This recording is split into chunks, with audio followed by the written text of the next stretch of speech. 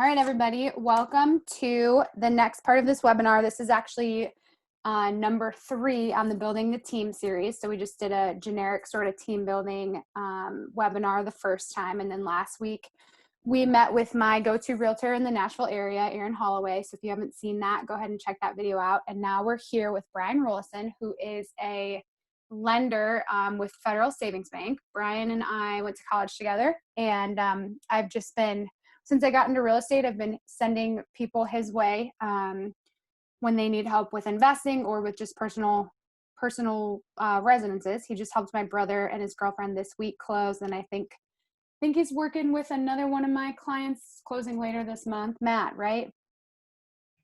Yes. Yeah, awesome. So I send a lot of people Brian's way because he offers some good advice in terms of what your different options are as different products that he can offer as a lender, and then also he tends to beat everybody out in terms of interest rates. So I'm not even sure if I'm supposed to say that, but I know people come to me and they say, I got this interest rate, it seems kind of high. And I'm like, let me connect you with Brian. And then they come back, they're like, he crushed that rate. So appreciate you doing that. So without further ado, I'm going to hand this over to Brian. And Brian, tell us a little bit about you and how you got into real estate. Sure. Like Erin said, I'm a 2009 West Point classmate of hers. Did 7 years in the Army and then got out. And I moved actually from the Clarksville, North Nashville area back to Austin, Texas with this job. And so I've been doing this since the fall of 2016. So I've seen some things. I've seen some rate hikes. I've seen some rate drops. Seen the global economy kind of affect the real estate market and kind of how all that has affected everything as far as numbers, buyer market, seller market, the whole 9 yards. So that's kind of how I got into this, was through the West Point network. My boss is a West Point grad, and he reached out after an Academy of Career conference and said, "Hey, I think you'd be good for this job." So that's how I got into it. Had never even really bought a house before I started doing this job, which seems a little bit backwards, but it was a fun self-paced job. So that's kind of why and how I got into it. And I'll hit that again for some of the questions that Erin sent me. So that's kind of how I got into this, and kind of tailing it right into the next question about like why real estate.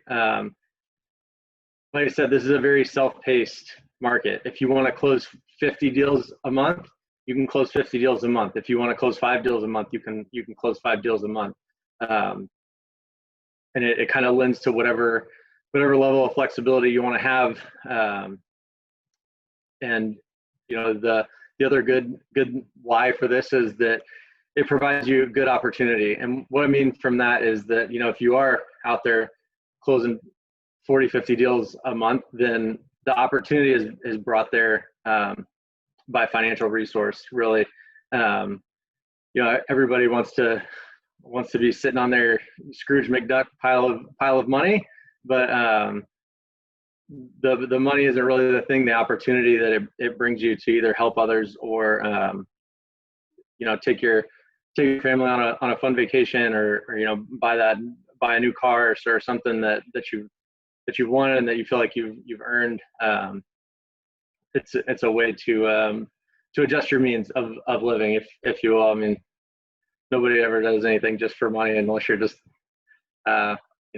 super Scroogey. So I've found that it's been a good for opportunity, and it's been good for good flexibility of life, and kind of a work-life balance. So that's really what I kind of enjoy about it, and why I kind of chose to stick with this as a job.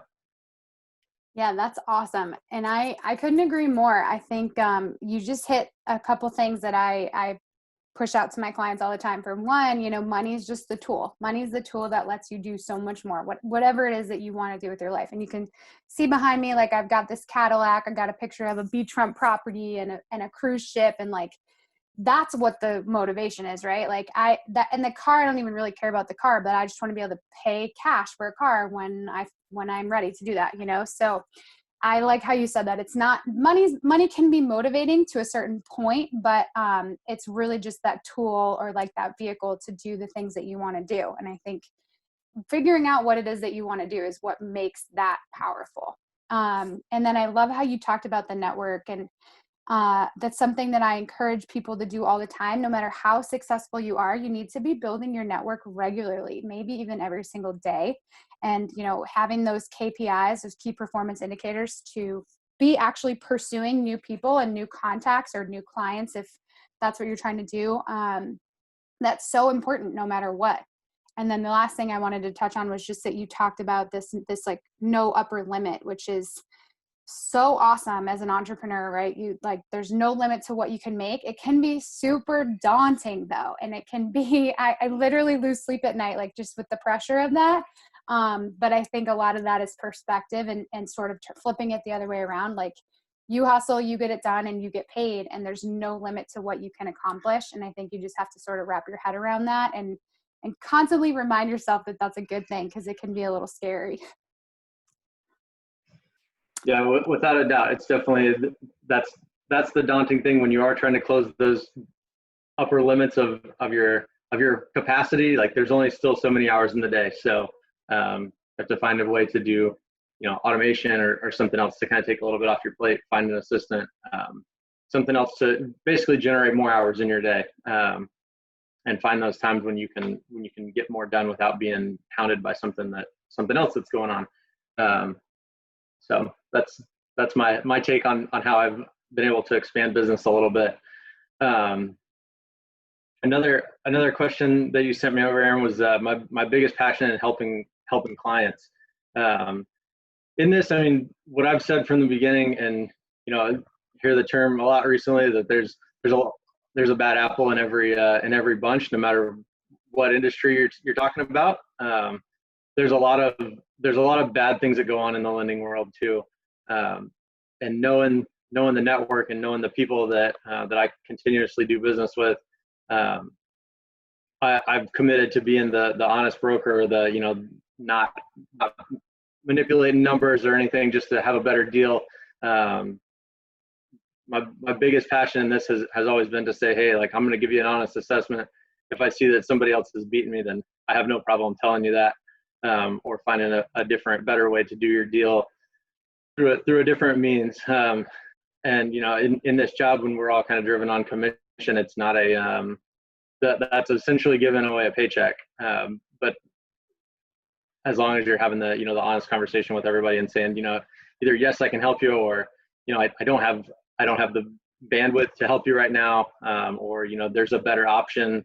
I could I could do this deal for you, but I know that there's a better option out there that I think you should explore. So that's kind of been my focus in doing this, is that it's more worth saying, hey, there's a better way to do this, or I may not be the best option for you right now.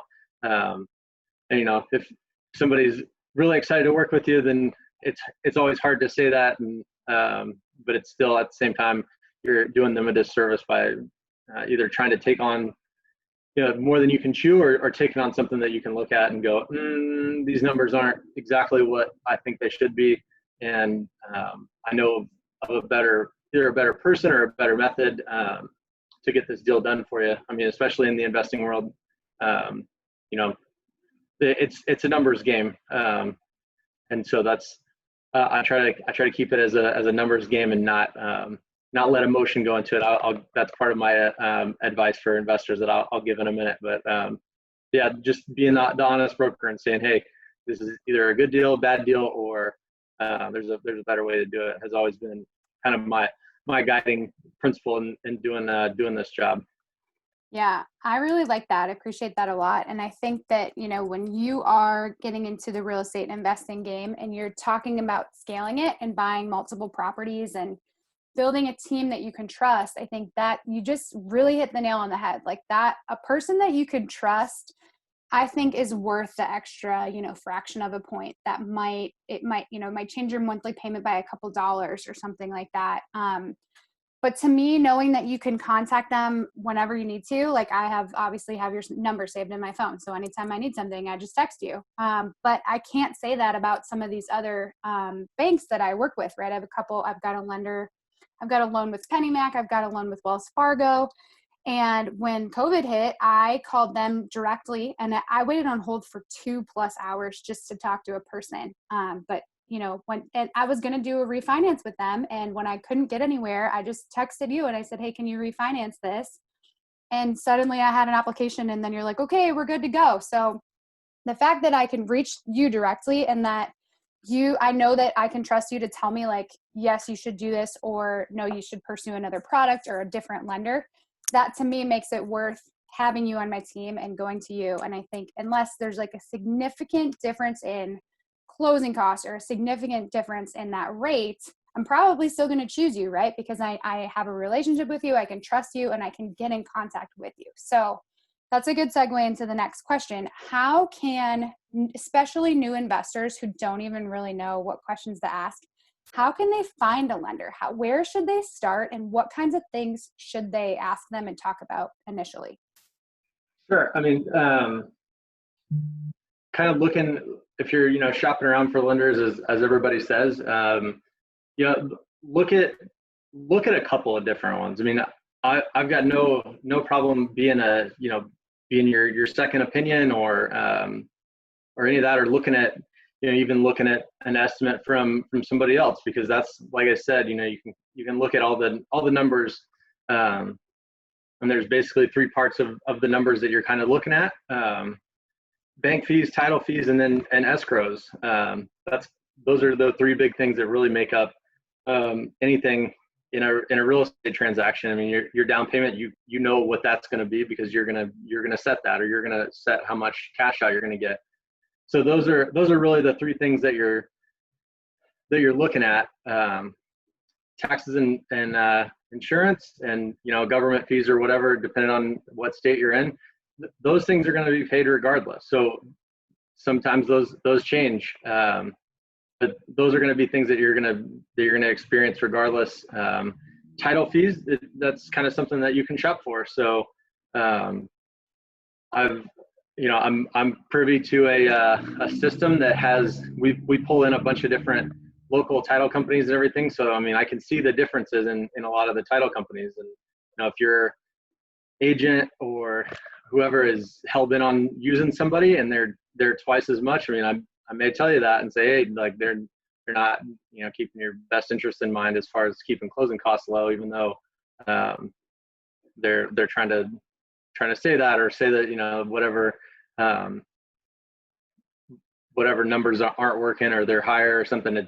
Sometimes it's going to actually come from a title company that they want to use because of their pre-existing relationship with them. So and maybe that title company, like Erin was saying, does great work, and so they're worth the extra money. I mean, I will say, like, you get what you pay for. Everybody that likes to hop online and do the rocket mortgage, click button, get mortgage, like, sometimes it works, sometimes it doesn't. But try to call those guys after hours on their cell phone and you're going to get nothing. So that's kind of what we're looking at. So there's differences in as far as different lenders and different banks. Everybody's kind of pay structured a little bit differently. So you can, as a commission business, you can set your price line to wherever you want it to be, and then that kind of drives how much you make off of each loan. A lot of people that are calling calling you or sending you mail outs or whatever for these refinances or whatever, that's what's called consumer direct. So there's a consumer direct and there's an outside retail sales with the bank that I work for, and those guys make 0.25% on your loan every time, which is very low. So they're calling and they do a ton of business. So they are almost like the Quicken loans of, you're not going to reach them after hours.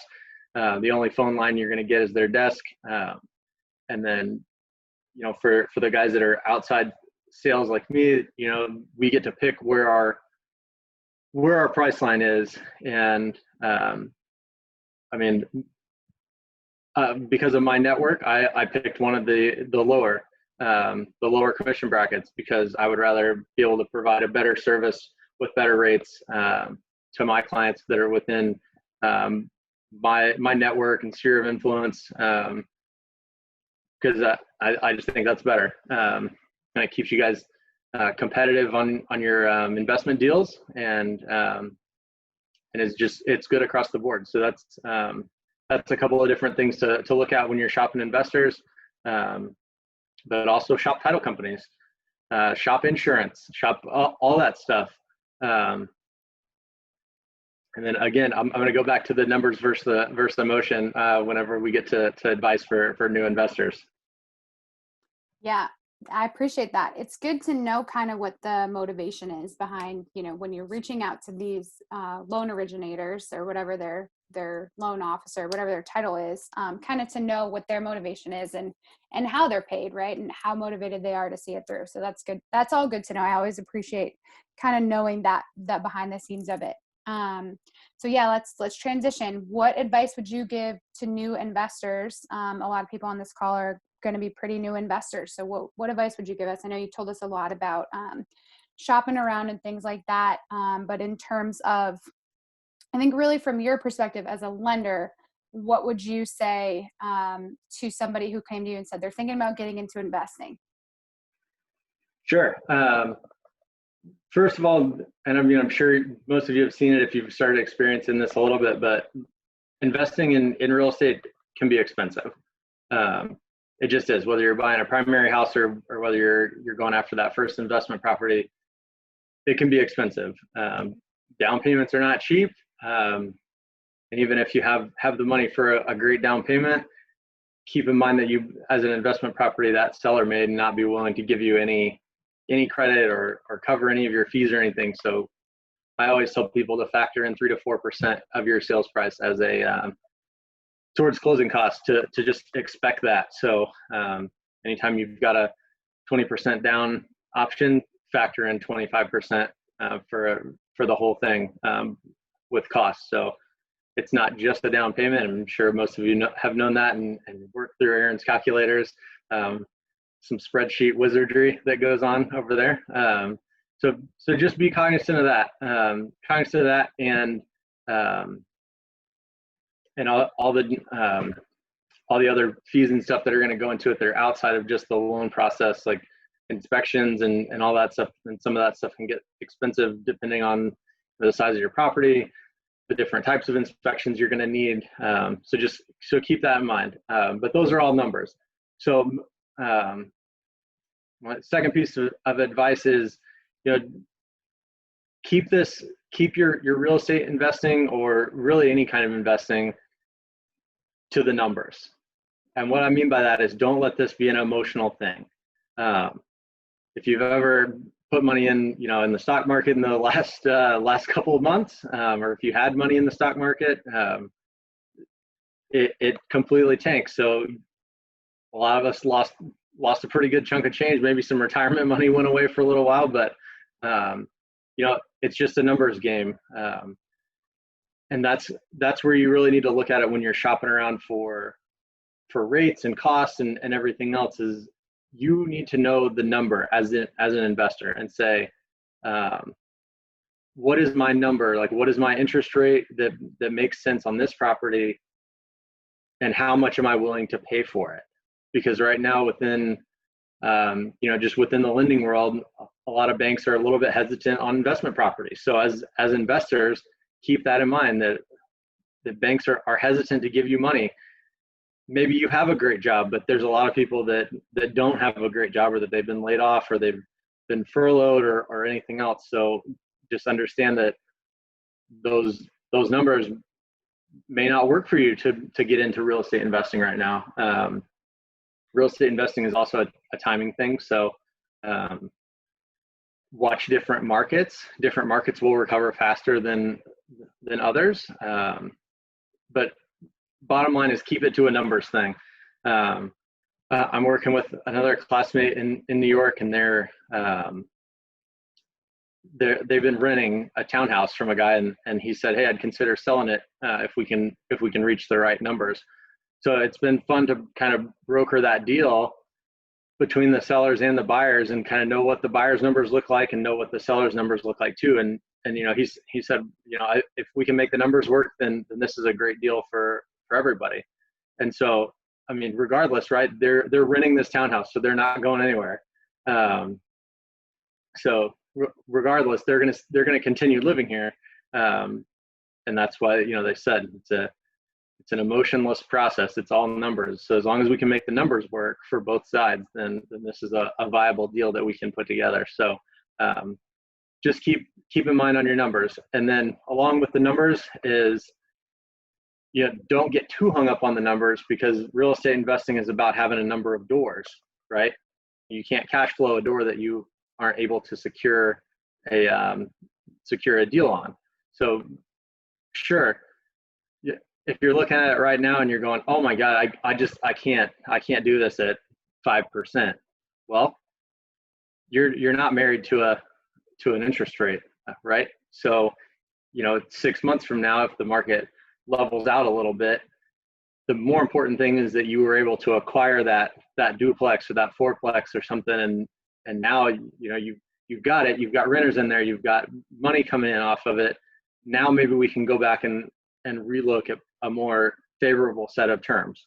So maybe the market rebounds a little bit, and you're able to drop to somewhere in the 4% range for an investment property.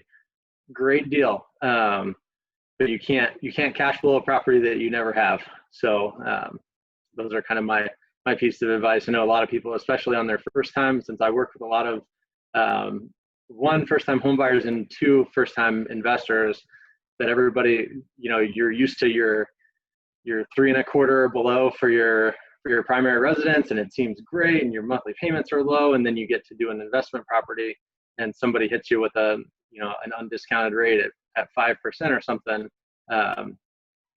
and a first timer will freak out, and I've seen it, because that seems like a very high number, but just understand that 6 months later, when all of this, the madness of the world kind of calms down a little bit, then you can go back and refinance it.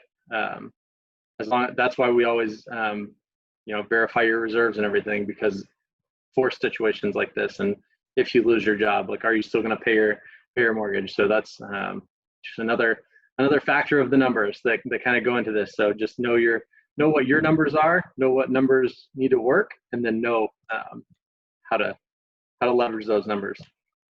Yeah, that's awesome. I love that. And I say the same thing, don't let it get emotional. It is absolutely a numbers game. And then I think also what you talked about, like, you're not committed. I mean, you're not committed to that property. You're not committed to that interest rate. And if you know how to analyze a property, you'll be able to figure out sort of what that breaking point is, like when you can sell and still have made money, or at least broken even, because we all know it's pretty expensive to sell a property, right? If you put it on the MLS, you're going to pay both selling agent, listing agent, and the buyer's agent.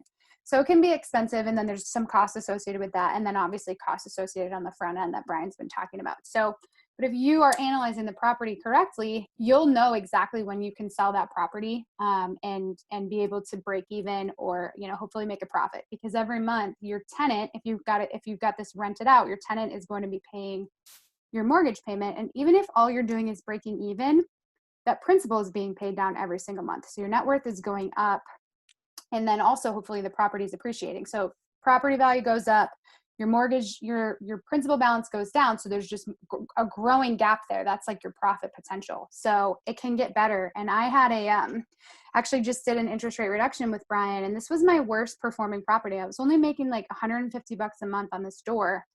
But I bought it because it's something we could see ourselves living in down the road. And he was able to do an interest rate reduction. We're saving $300 a month. So now I'm making $450 per month on this door. So it just became like my best performing asset. So that just literally happened in like 30 days, a couple pieces of paper, and we're just, reducing that interest rate. So Keep that in mind. So, all right, we're going to close it out. Brian, how can we get in touch with you? How can we make contact if we have more questions or need you to help us with a loan? Sure. My website is probably the easiest. It's just B as in my initial, bethebanker.com. Bought it off of GoDaddy. It links directly to my page. There's a cell phone number in there. There's an email in there. And it also has just an apply now link that'll take you through the whole process. And that's a great way. There's a contact me form. So if you fill out that, it shoots it to my email and says, hey, this person would like to talk to you. And then I'll reach out and we can start our conversation. Awesome. That's great. And then for those of you who don't know me, I'm Erin Helle, and I offer a couple different real estate investing courses. I've got a flips course and an investor course, and I can teach you how to build a team, just like we're talking about here. This is part of that. And I can teach you how to find the right market, how to analyze individual properties, and then how to really develop a strategic plan and get on your way to accomplishing all your dreams and more in real estate, and just get you on the path to do that. So you can find me at bcglobalinvestments.com. And all over social media at the Erin Helle. So thank you so much for being here today. We will continue this series next week with actually a hard money lender. We'll continue to build out the team, and we'd love to hear from you in terms of what you want to learn about and what kind of stuff you guys want to hear about. Thanks for being here.